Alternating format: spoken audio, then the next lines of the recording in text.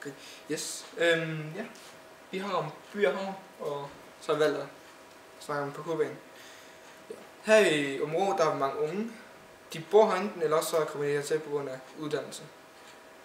Men hvad laver de unge, når de er færdige? Jamen, de er sendt hjem, eller så sidder de og venter på en bus for at komme hjem.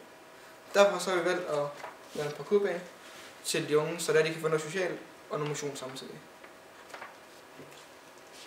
Men parkour, hvad er det? Parkour, det er en sportsgren, hvor det gælder om at komme hurtigt fra A til B. Ja. Det gælder simpelthen om at bruge de elementer, man ser i byen, enten et gelænder, vægge eller andre bygningsværker. Det er sådan det, man bruger som en parkourudøver. Man kommer ikke som sådan i de store, pauser for at stå stille, men man kommer sådan med i et flow for at igen komme hurtigt fra A til B. Stop. Ja, vi har så valgt også at lave den her plakat. Og som I kan se, så har vi har valgt at lave plakaten meget aktiv, så den passer til vores emne, eller parkour. Og farvevalget er også meget blåt, netop fordi at den også skal ligge nede ved havnen, og blå det symboliserer selvtillid og harmoni, fred og ro. Og vores valg rent layoutmæssigt netop spillet på det aktive og det blå her. Så det passer til parkour, som også er en meget aktiv sport, som Mikkel sagde før. Og så har vi sat den ind i AIDA-modellen. Og attention, altså for at skabe opmærksomhed, der har vi netop givet plakaten den her aktive mellemgrund. Så det fanger læseren, den blå farve, som også fanger læseren, og så det her nede. Og interest, der er det faktisk selve emnet, der skal give interessen af det. Også det aktive billede, at man får lyst til at læse, at man synes, det er interessant at læse.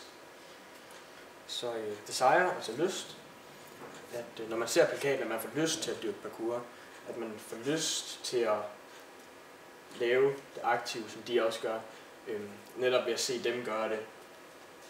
Og så har vi action, det med at fange læseren, og man, som jeg sagde også lige før, at man får lyst til at dyrke sporten, når man ser når andre gør det, man får noget inspiration fra andre mennesker, at det ser rigtig spændende ud.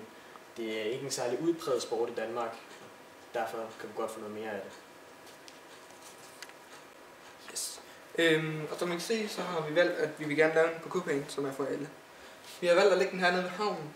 Teltet er hernede et eller andet sted, for at give sådan en placering på, hvor det er, vi har vores bygning. Men vores parkourbane, den er delt op i tre rum. En let mellem parkourbane, en ekstrem parkourbane, og så for at det ikke kun bliver for parkourøvere, så har vi valgt at lave en lille skaterbane herinde, som ligger i et rum.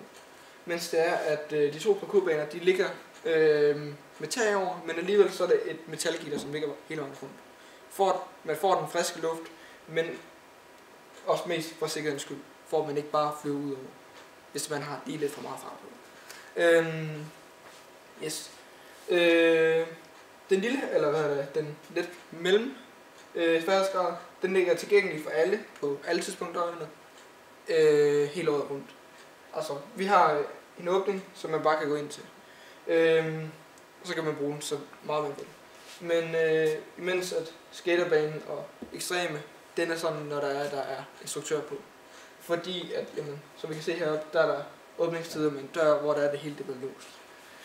På grund af sikkerhedsmæssigt. Fordi hvis der er du måske tager på den ekstreme, og du kommer til skade, jamen så er det ikke, eller hvis du kommer til skade inde på skaterbanen, og du er den eneste, der er der, jamen så er det lidt svært for dig enten at komme ned herfra, eller for at folk ser dig herinde. Fordi det her, det er et helt lukket rum. Og her, jamen der er der ikke så mange folk, der kan komme op. Så derfor så har vi valgt, at jamen, det er når der kun er instruktør. Ja. Herinde, det er en skaterbane, hvor hvor man kan have det socialt hyggeligt. Der sker ikke så meget ud over det skate, eller hvor der er, du simpelthen kan komme op til en ekstrem. En ekstrem, den har vi valgt, at der er de her to vægge, som man kan se lige her, hvor der er, du simpelthen går igennem døren, og så skal du kunne komme op ved hjælp af kun de to vægge. Det er derfor, vi kalder den for den ekstreme. på KB. Og så har vi her med stangen, en brandmandsstang, en brandmandsstang, hvor der er, man simpelthen kan komme ned igen. Og så er der så en dør her, og en dør der, så det også kan blive låst af til vinter for eksempel. Så har vi vores redegørelse for vores læsebrev, som vi har skrevet, som om vi var Danmarks Idrætsforening. Og de synes selvfølgelig, at det her det er en god idé med den her multibørn, fordi så har unge en mulighed for at komme ud og være aktive og sociale og samtidig.